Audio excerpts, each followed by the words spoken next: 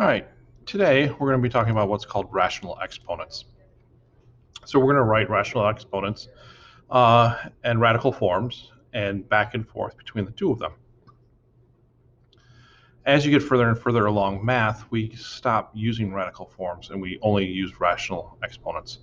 Now this year in Algebra 2, we're still going to use a lot of radical forms, but starting in pre-calc and most definitely in calculus, everything is rational forms. You very rarely will write a radical form anymore. So they are interchangeable and you can go back and forth between the two of them, and I'm going to show you or introduce to you how to go ahead and do that. And then of course we're going to go ahead and simplify some of these. Now the radical form does go ahead and doesn't allow for as much simplification, where the exponential or the rational exponents is significantly easier in terms of some of the simplification that we go ahead and do. And I'll show you when we get those problems. All right, so let's start with what is b to the 1/nth power? Well, b to the 1/nth power is the same thing as the nth root of b. So 27 to the 1/3 is the same thing as the cube root of 27. Now, you can actually type this in your calculator, and I will show you when you want to go ahead and do that and when you don't. Same thing with this. Negative 16 to the 1/2 is just the square root of negative 16. So this exponential, this 1/2, is the same thing as square roots. Any of these fractionals are the same thing as cube roots or fourth roots or whatever they end up being. And it actually makes simplifying some of this stuff significantly easier. Now let's try to change some of them. So we want to write a to the 1/7 in radical form. So this is going to be my index, and this is the power for my a. So it's the 7th root of a. So this comes here, and this goes up as the exponent. Now, of course, a to the 1st, we don't have to write anything. So it's just a. So it's the 7th root of a. What about this? The index, remember, is 2. There's a 1 on top of the w, so it's 1 over 2, or w to the 1/2. A with 1/3, this 3 is the index, so we have to have a cube root, and a to the 1st is what we have there, and so that's c. And this is the 5th root. There's a 1 on top of the x, so 1 over 5, so it's all 1/5. So a. All right, these kind of ones where you have a number with a fractional exponent, just type in your calculator. 49, this is basically telling us to do the square root of 49. But remember that what the negative exponent does is it does move it to the denominator. So we would actually do 1 over that. Well, 1/2 of 49 and the square root of 49 is just 7. They take the long route to get there, so it's 1 over 7. And if you put it in your calculator, you could go ahead and do that and then hit math, enter, enter, and it'll give you the answer 1/7. 32 to the 2/5. So 32 to the 2/5 is 32 squared to the 1/5. So you could write it like that. You could type in the 2/5 in the calculator, that's fine. So we're talking about the 5th root of 32 squared. 32 is 2 to the 5th. And they do this and they end up with 4. But just type that in your calculator, you would have gotten 4 a lot quicker and simpler than all the stuff that they're doing here. So this is the square root. Negative means it goes in the denominator, so it's 1/5. And this is the 4th root of 16. Well, 16 is 2 to the 4th. So this ends up being just 2 to the 3rd. Or again, type it in your calculator and just get 8 as an answer. That's fine.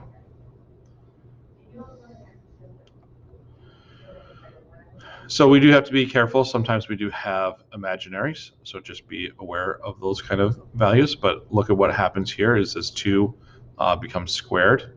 And so this 3 is the cube root of that, and then squared is how many. And same thing here, we take the square root of it first and then cube it.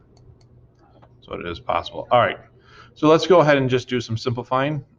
This is where having the rational exponents here are significantly better than the radicals.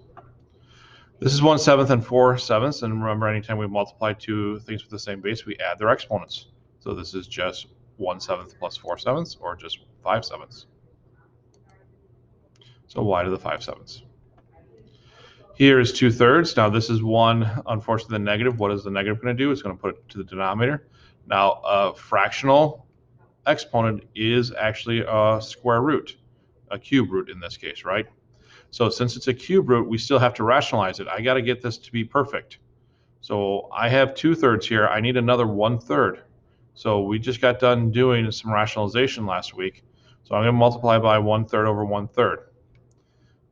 When I do that, this bottom is going to be whole, and the top, not so much, but that's okay. And so x to the 1/3 is on the numerator and just x on the denominator, and that's your answer. So what about these two? They add them together. 1 plus 2 is 3, 3/5. Here, the negative 3/4 is going down to the denominator. And then you're going to have to add another 1/4. So you're going to get 1/4 on top, but not 4 on the bottom, just a y on the bottom. All right, here's where it starts to get a little more tricky. So what do we have to do with something like this? And see these radicals here, you can't do anything with this. But if we put this into exponential form, we can actually simplify this. So what we're going to do is we're going to go ahead and put this in exponential form. We have 16 to the 1/6 and 2 to the 1/3. All right.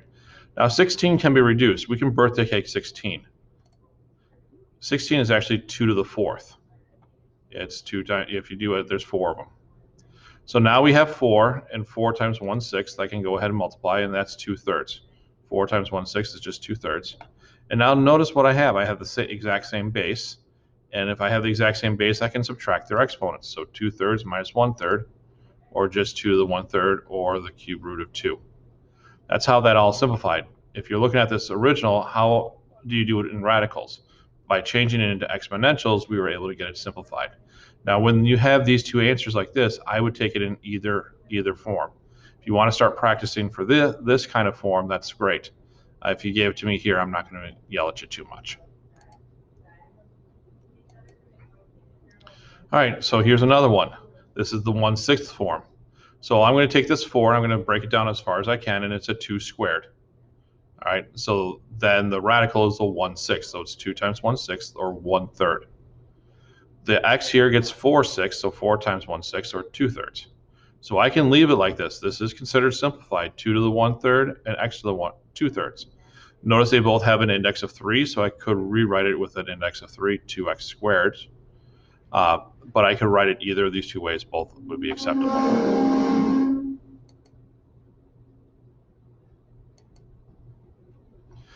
Look at a problem like this. I'm not going to spend much time on this, but this is really just a square root minus 1 and the square root plus 1.